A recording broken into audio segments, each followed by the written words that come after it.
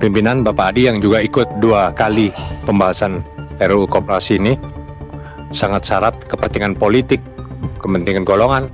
Nah itu yang kalau kita mau bersatu di Komisi 6, ayolah ini untuk kepentingan bangsa. Itu yang penting, yang menjadi catatan kita, yaitu bagaimana tentang definisi jati diri koperasi kita yang selama ini belum kita pikirkan betul, ya kan?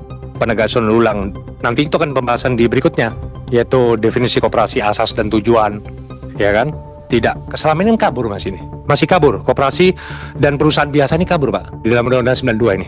Itu yang kita harapkan, koperasi sekarang praktek mirip PT, ya kan? Berbasis anggota. Yang kedua, struktur dan jenis koperasi. Ya, penataan ulang lah, itu harus nanti diterapkan di situ.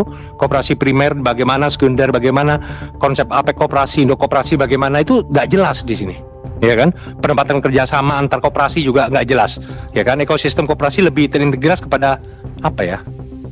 Skala besar lah, gitu.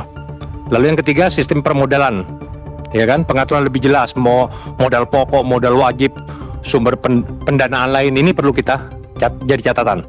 Gitu, karena selama ini sering kesulitan akses modal koperasi, ya, yang hidup-hidup, yang mati-mati, ya, pengawasan perlindungan. Nah ini yang selama ini belum jelas. Lembaga pengawasan koperasi, ya kan, mirip LPS di bank, gitu, ya kan.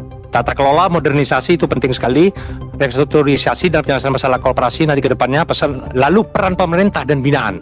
Ini kalau kita memang niat menghidupkan koperasi kita, ya pasti otomatis literasi pendidikan koperasi kita butuhkan, ya. Dan jangan lupa selama ini sanksi dan aturan hukum, Ketua, itu yang perlu kita tegaskan di sini di undang-undang ini, baik sanksi administratif, kalau perlu sanksi pidana, juga pelanggaran perlu, gitu loh.